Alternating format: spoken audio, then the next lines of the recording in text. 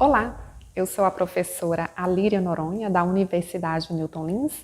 Nós estamos aqui para mais uma aula do curso Felicidade, Bem-Estar e Qualidade de Vida. Hoje nós vamos falar sobre o tema conflito, gestão de conflito e o papel da comunicação na gestão dos conflitos. Eu imagino que você tenha experimentado várias ocasiões na sua vida em que você vivenciou conflitos, em que você vivenciou problemas e que talvez você não tenha se saído muito bem dessa situação. Em vez de resolver o seu conflito, você tenha aumentado em função da forma como você se comunicou, ou mesmo tenha assistido no seu ambiente de trabalho, na sua família, um conflito entre duas pessoas e que você não soube ajudar a solucionar. Hoje nós vamos trabalhar na nossa aula com algumas técnicas de como que a gente pode fazer para resolver os nossos conflitos através de uma boa comunicação.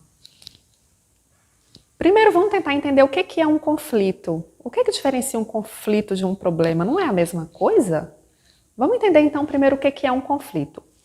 Em geral, um conflito pode ser definido como um desentendimento entre duas ou mais pessoas, ou ainda entre uma única pessoa, eu comigo mesmo, sobre um tema que é de interesse comum entre essas duas ou mais pessoas, não é? E elas têm pontos de vista diferentes a respeito desse ponto de interesse comum.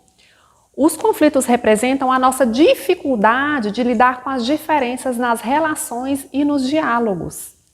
Está associada com o sentimento de impossibilidade de coexistência desses diferentes interesses. Uma vez que a gente tem um ponto de interesse em comum e temos posições diferentes a respeito desse ponto de interesse em comum. Assim como temos necessidades e formas de abordar o tema de forma diversa. Nós temos diferentes soluções para aquele tema, nós temos diferentes necessidades em relação àquele tema e nós não concordamos sobre qual é o método correto para nós abordarmos.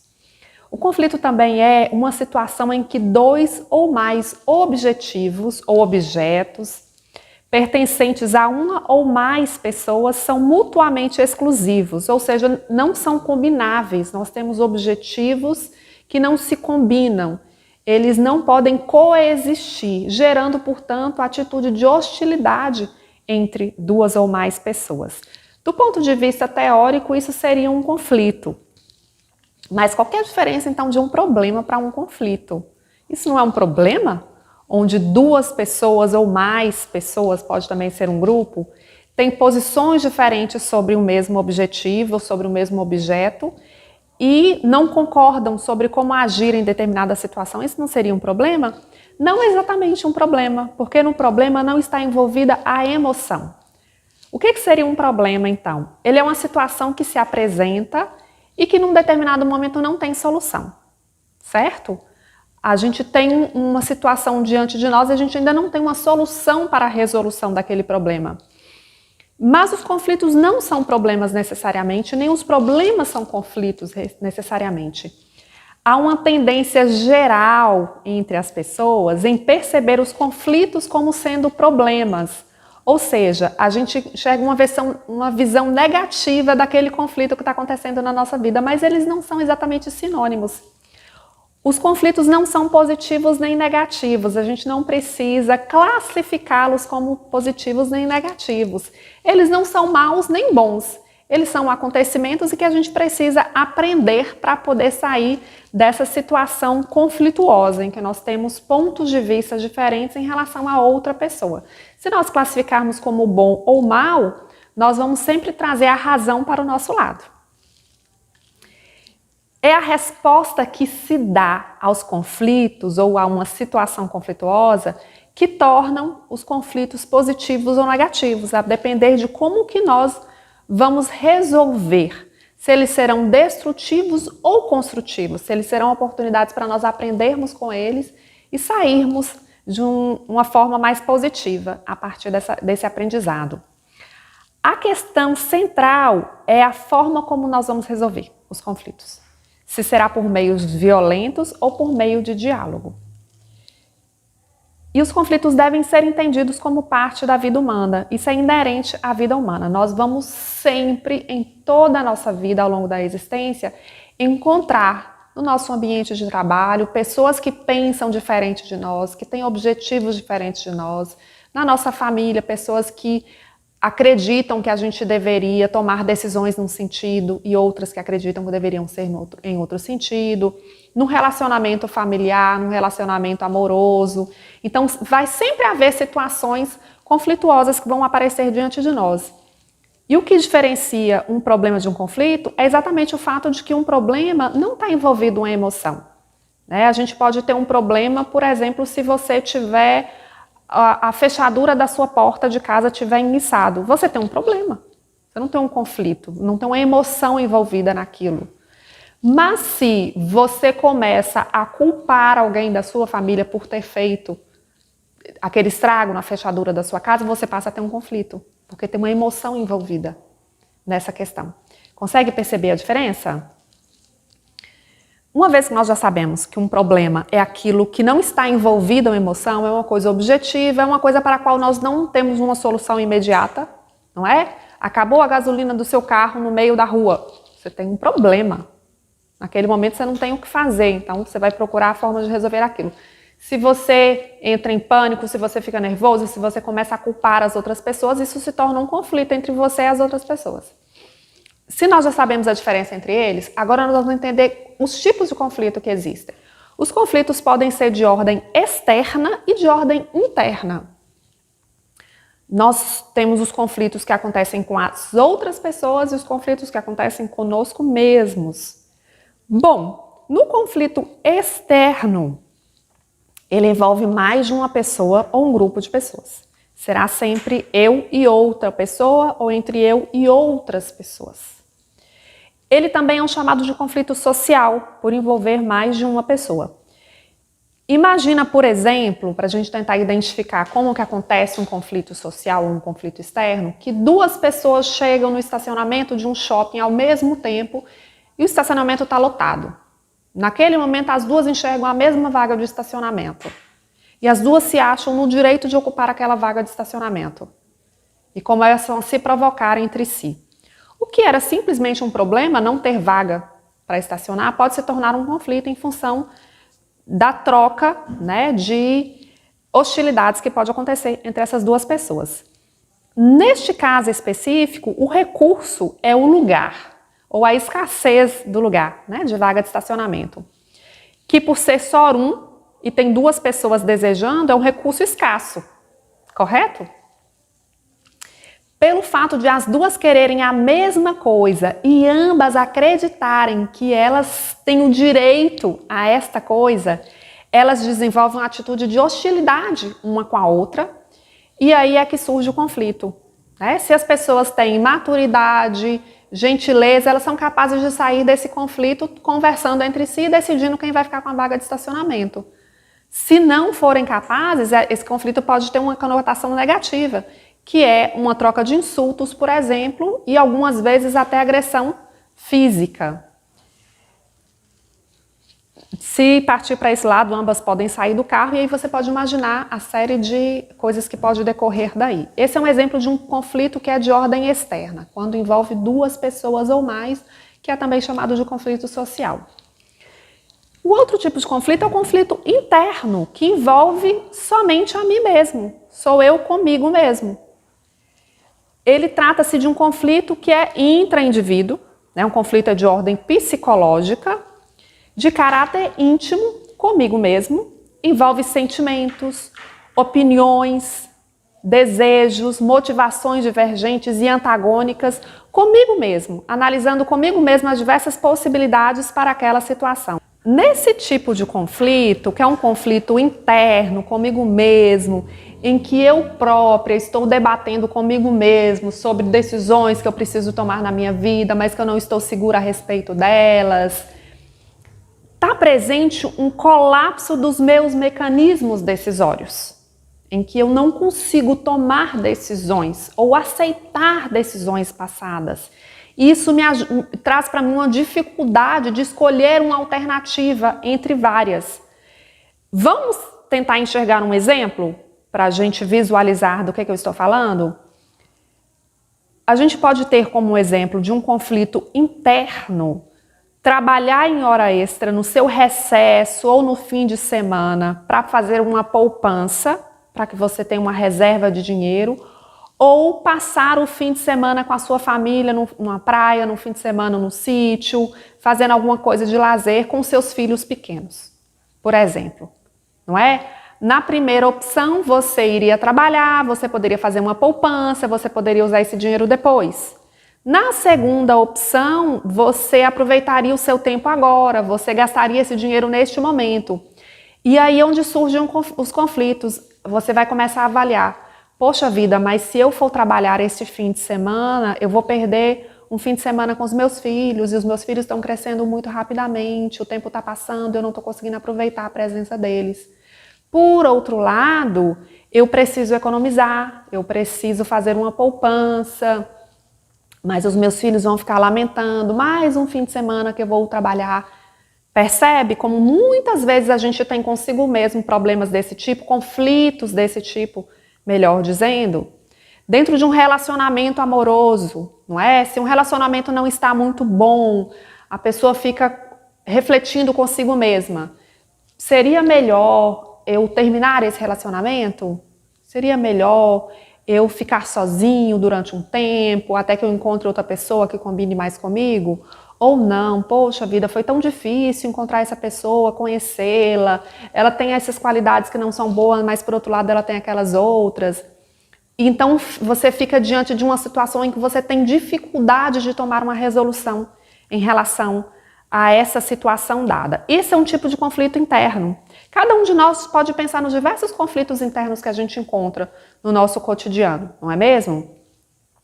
Mas vamos voltar ao tema dos conflitos internos, que é onde a gente tem um grande problema, que é o problema da comunicação. Vamos falar sobre o papel da linguagem e da comunicação na resolução ou no agravamento dos nossos conflitos cotidianos. Para fazer isso, eu vou pedir que você pense no último desentendimento que você teve com outra pessoa. Tente se recordar qual foi a última vez que você teve um desentendimento com alguém. Conseguiu lembrar? Então vamos avançar um pouquinho. Quais foram as palavras que essa pessoa usou com você? E que te deixou irritado, que te magoou e que te tirou do sério no meio dessa conversa? Você consegue se lembrar? Provavelmente essas palavras, se elas te tiraram do sério, se elas te irritaram, elas ficaram guardadas na sua memória. Então pensei que palavras foram essas. Conseguiu lembrar? Agora, tente se lembrar de quais foram as coisas que você disse para essa outra pessoa. Quais foram as palavras, as expressões que você usou durante esse desentendimento com a outra pessoa?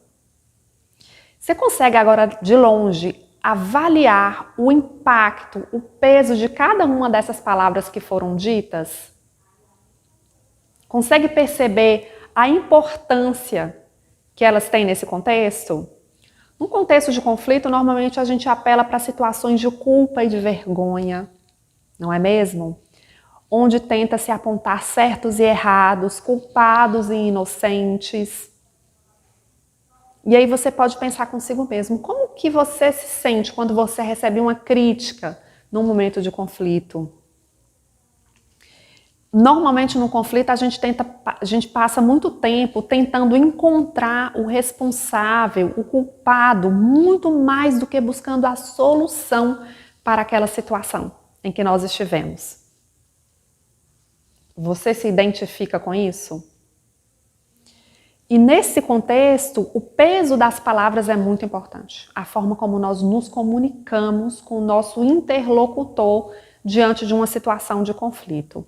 E aí nós temos uma ferramenta que é muito rica, que é a chamada comunicação não violenta. É uma ferramenta usada exatamente para nós trazermos assertividade, trazermos clareza sobre a nossa comunicação com outras pessoas. Qual que é o papel da comunicação não violenta? É de saber dar e receber feedbacks, saber dar e receber uma crítica sobre uma determinada situação, você conseguir fazer isso sem provocar irritação, sem magoar o seu interlocutor. Tem também um papel de construção de diálogos entre pessoas que não têm concordância em relação a um determinado tema. A gente pode sair de uma situação continuando a não concordar, mas é possível estabelecer uma ponte de diálogo entre duas pessoas, mesmo que elas não concordem sobre determinado tema. A comunicação não violenta também nos ajuda a identificar sentimentos e necessidades que estão presentes através da comunicação. Ela nos ajuda a saber ouvir e falar não, porque muitas vezes nós não sabemos falar não. Nós estamos dizendo sim o tempo todo, mesmo que esse sim represente um sacrifício pessoal muito grande. E ajuda a construir relacionamentos saudáveis entre duas ou mais pessoas. Bom, o que mais que a gente pode aprender sobre a comunicação não violenta? Os problemas humanos são sempre problemas complexos. Por quê? O que é um problema complexo? São questões imprevisíveis que você não tinha como imaginar que elas iam acontecer, até que elas acontecessem, né? Porque a interação entre duas pessoas está constantemente mudando. Você não podia imaginar que você ia ter aquela conversa com a pessoa de repente que se transformou naquele conflito, porque ela sempre envolve emoção. Como eu disse, está presente no conflito necessariamente uma emoção. E nesse contexto, a escuta, a capacidade de escutar o que o outro está falando, é fundamental para criar essa ponte durante a comunicação, para criar um processo em que você seja capaz de escutar o que o outro está falando. Porque estar disposto a escutar o que o outro está falando facilita muito o diálogo entre essas pessoas. E aí a gente tem alguns eixos na comunicação não violenta para nos ajudar a resolver os nossos conflitos. Um deles é a autenticidade. A autenticidade é a nossa habilidade em expressar nossos sentimentos e as nossas necessidades de forma construtiva, a dizer exatamente aquilo que a gente necessita, dizer exatamente como que eu me sinto, sem uma forma acusatória. Vamos pensar numa situação.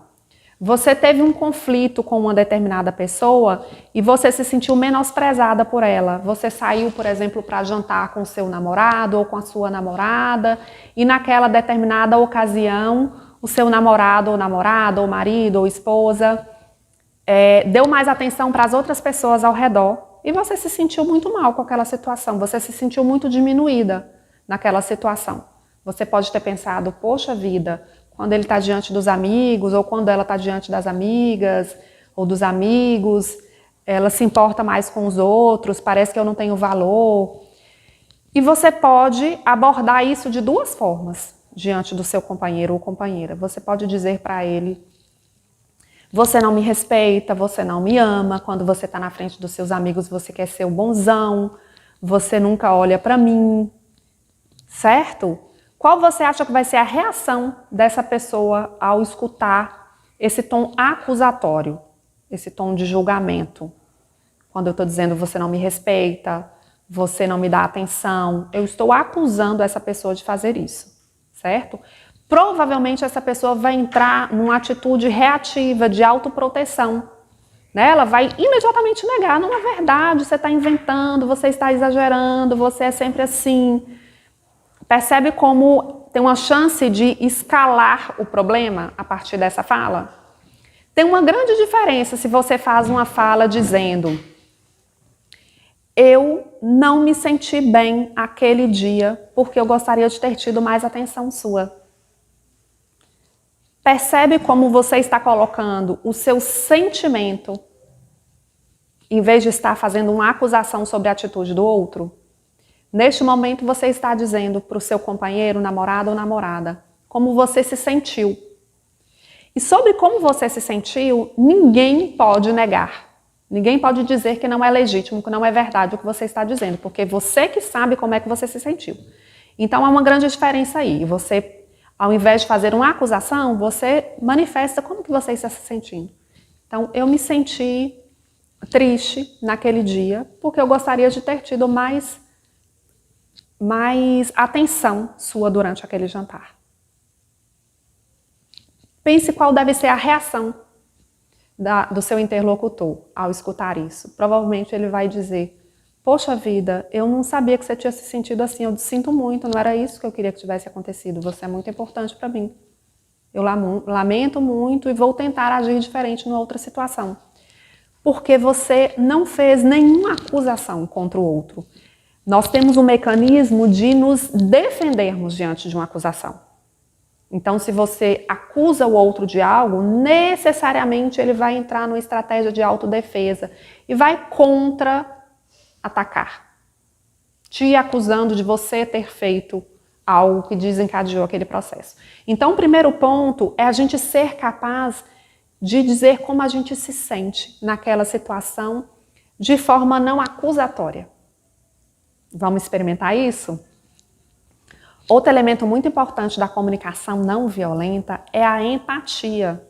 E o que é empatia? Empatia não é simpatia. Empatia não é você abrir um sorriso de orelha a orelha. Empatia é a habilidade de se colocar no lugar da outra pessoa.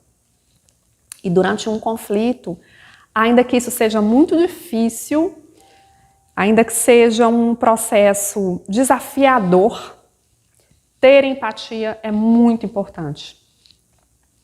É como nós escutamos e compreendemos os sentimentos e necessidades das outras pessoas no processo de comunicação durante a existência de um conflito.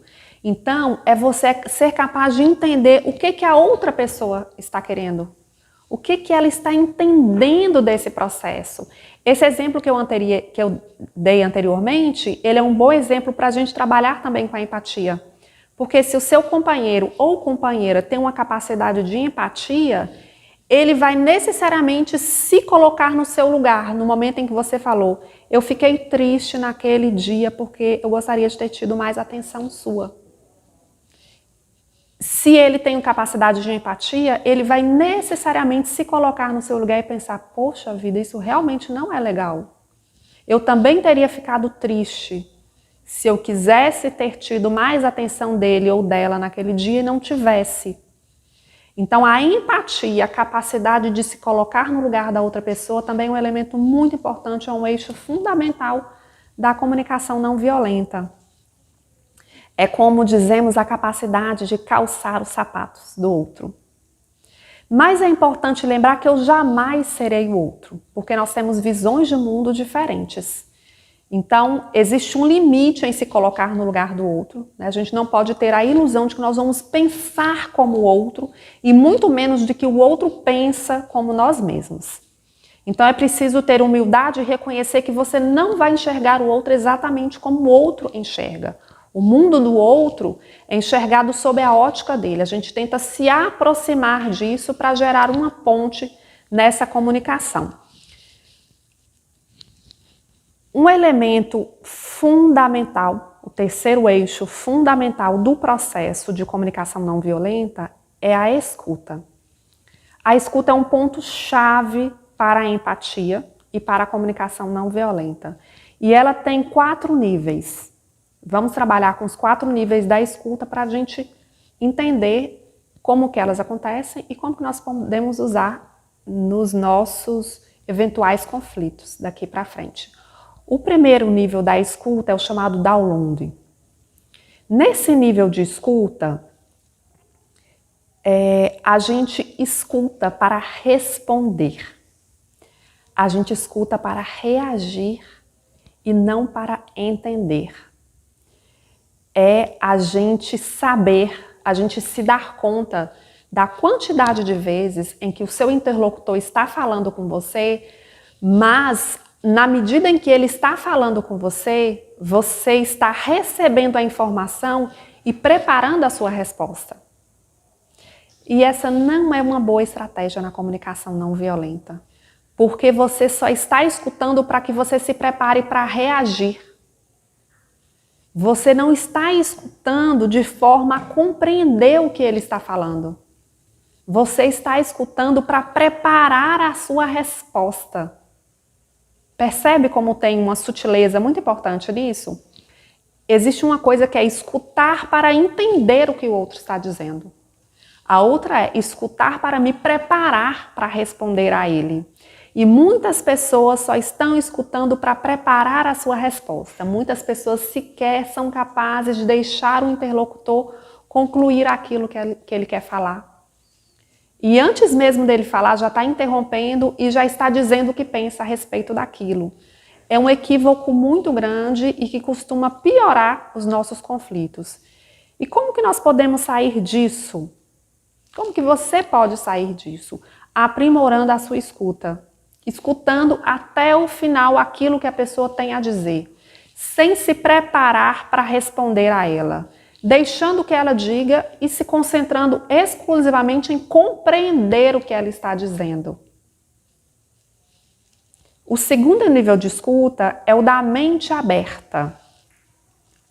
É uma escuta com curiosidade para saber por que o outro pensa diferente de você. Percebe? Não é uma escuta também para você compreender o outro.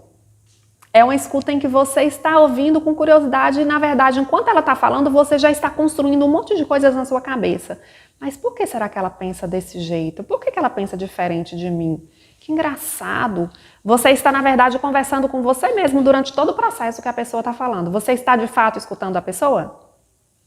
Não está. Você já está construindo um pensamento em relação ao que ela está dizendo. E ainda que você não exprima esse pensamento para ela, ele está te impedindo de escutar o que ela está, de fato, te falando. O terceiro nível é a escuta empática, que é quando você se conecta com a outra pessoa para sentir. Com que sentimento essa pessoa que está diante de mim está me dizendo as coisas que ela está me dizendo? Percebe? Você está fazendo um movimento de tentar entender quais sentimentos estão mobilizando esta pessoa. Por que ela está se sentindo desse jeito? O que está acontecendo com ela? Você está tentando desenvolver a capacidade de se colocar no lugar dela. A gente está avançando no processo da comunicação não violenta a fazer isso. É você tentar entender os sentimentos envolvidos em cada palavra que o seu interlocutor está dizendo para você, sem antecipar soluções, sem interromper, sem ficar criticando o que a pessoa está te dizendo. Mas genuinamente você está ouvindo e tentando se colocar no lugar dessa pessoa. E aí nós temos o quarto nível de escuta, que é a vontade aberta. Nesse nível de escuta, acontece que você abre mão da vontade de controlar a conversa. Você não tem necessidade de comandar o processo da conversa, do diálogo. E isso permite que a solução emerja da interação e não somente da sua ideia. Você permite que tenha uma solução a partir dessa capacidade de escutar o outro, de entender o que ela de fato está te dizendo e depois entender as motivações, quais são as emoções que estão envolvidas no que ela está te dizendo. E nesse momento você se abre para que surja alguma solução. Você pode inclusive pedir que a pessoa diga o que você acha que a gente deveria fazer a partir disso. Que ideia que você tem sobre isso? A chance desse conflito se resolver a partir de uma escuta verdadeira, de uma vontade aberta de escutar e de uma capacidade de empatia, de escuta do seu interlocutor, a chance é muito maior do que numa conversa, num diálogo em que você não escuta, você só escuta para preparar a sua fala. Enquanto o seu interlocutor está falando, você está criticando a forma como ele está falando, ainda que não verbalizando, não é mesmo? Então, aumenta muito a chance desse conflito se resolver diante de uma situação como essa. Se você desenvolve a sua empatia, a sua assertividade, demonstrando de fato como que você se sente diante dos conflitos, e você desenvolve uma escuta verdadeira nessa interlocução. Então, vejam que na maior parte dos conflitos que nós estamos envolvidos no nosso dia a dia, na nossa família, no nosso trabalho, na faculdade, em todos os espaços que a gente frequenta, se a gente aprimora a nossa capacidade de comunicar, de escutar, de dizer como eu me sinto, sem acusar o meu interlocutor, há uma chance real de que você saia desse conflito de forma amadurecida e que você não caia em conflitos da mesma ordem. Tá bom? Vamos aproveitar esses conhecimentos, colocar em prática na nossa comunicação em todos os espaços em que a gente está atuando? Nos vemos na próxima aula.